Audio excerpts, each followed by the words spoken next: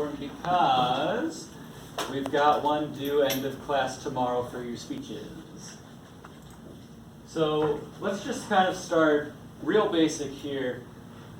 Give me some ideas like why should you outline? What are the benefits that you get from an outline? Yes, Casey. So you're not just like winging it? Yeah, that's pretty much exactly it. The outline it gives you a map. It's a map of your speech, and like a map, it lets you outline exactly where you're going to go so you know exactly how to get there. Now, we're going to quickly watch a little bit of this video here. I don't know if you guys know Adam Savage from the Mythbusters, but we're going to watch the first part here, and it's about a speech he gave on costuming and cosplaying.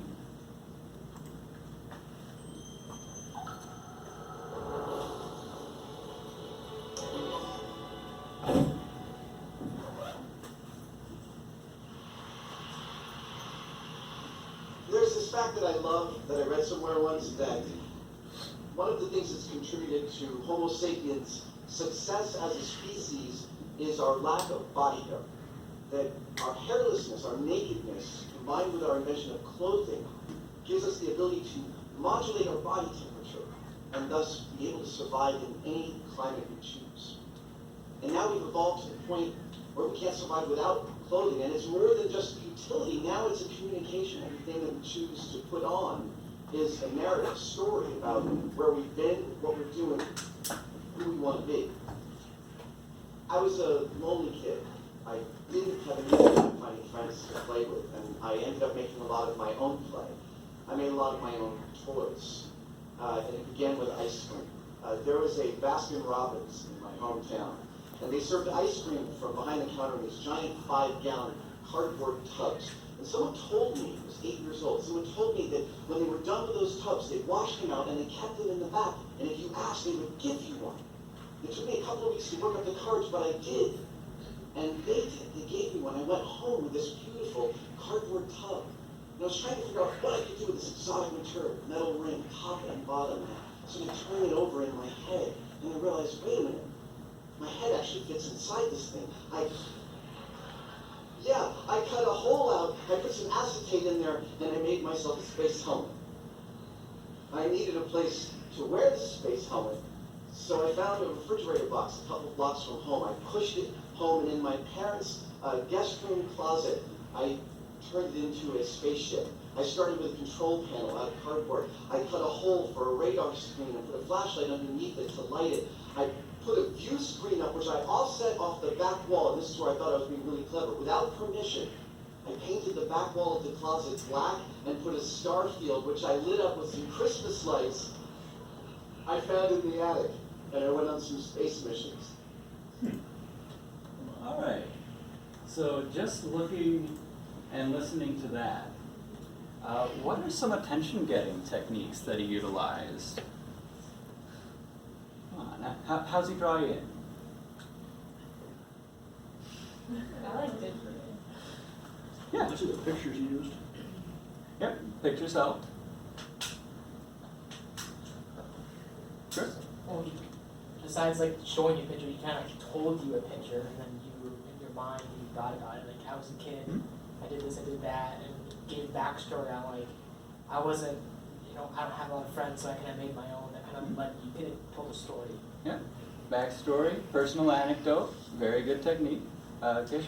And like what he said, he didn't have friends, so he like made his own like play and toys and stuff. That's like interesting. So it like made us want to see what he was making. Yeah.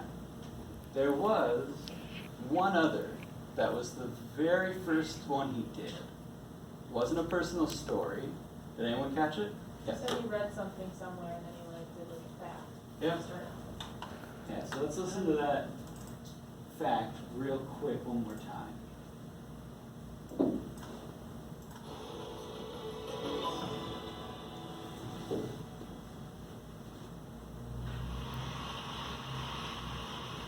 There's this fact that I love, that I read somewhere once, that one of the things that's contributed to Homo sapiens' success as a species is our lack of body hair.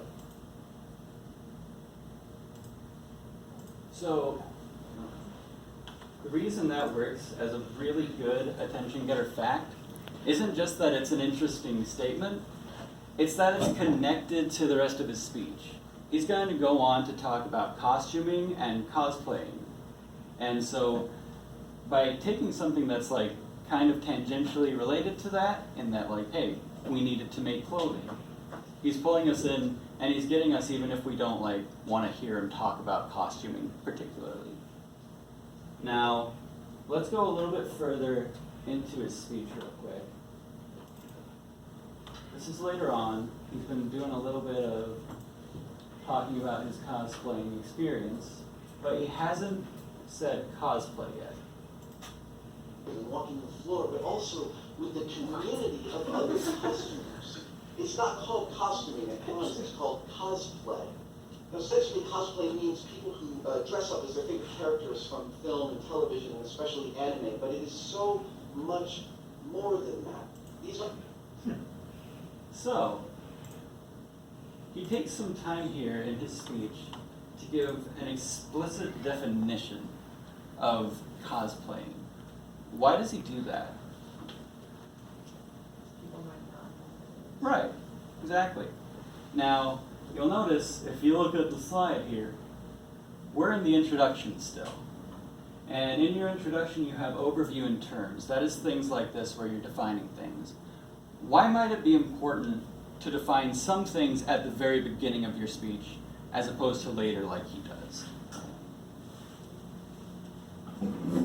Yes? It could be lost, like what you're talking about. Mhm. Yeah. So like, what kind of terms would you want to define at the beginning?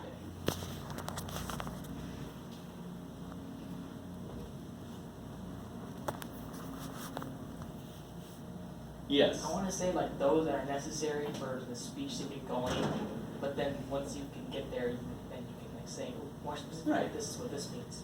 You can get Yeah, essentially, yeah. Any terms that the audience might not be familiar with that you are going to be saying like throughout your speech that will be important for them understanding what you're talking about in general, those have to be defined at the beginning, because otherwise, you're right, you lose them. He's able to get away with not defining cosplay at first because until that point, he's just talking about costumes, and everyone understands what a costume is. Now, the other two parts of your introduction are going to be establishing relevance and your thesis. Now, most of you have probably written thesis statements before. Essentially, it's the same thing in a speech where you're just giving one sentence explanation of like, this is the speech in a nutshell. As far as establishing relevance, that is going to be a part where you've just gotten their attention. You've pulled them in. Now you need to give them a reason to keep listening to you. Why should they listen to you? What credentials do you have to be talking about this? And why is it relevant to your audience that would make them want to keep listening to you? So after you've done your intro, you're going to move on to your body points. And as an example, let's say that I'm doing a speech about grilled cheese. And my thesis is that grilled cheese is a staple of American cuisine because cheese and toast are amazing. My first body point is going to be cheese is amazing. And the point of this body point is that it's going to be supporting my thesis. That's what all of your body points should be doing. They should be essentially taking parts of your thesis, in this case cheese, and building upon it. And then further breaking it down, your body point turns into your subpoints. Now, the subpoints essentially are supposed to do the exact same thing, only instead of supporting the thesis, they're supporting the first body point that they're under. So in this case, cheese is amazing, and we're supporting that by saying that cheese is healthy and cheese is delicious. Now, one thing to note when you're getting into subpoints is that you have to have at least 2 of them. So if you think about your body point as a whole grilled cheese sandwich, you can only cut it down into 2 or more. You can't just have one, because that means you threw away half of your sandwich at least. And you've just given us less sandwich, and it wasn't worth being a sandwich in the first place.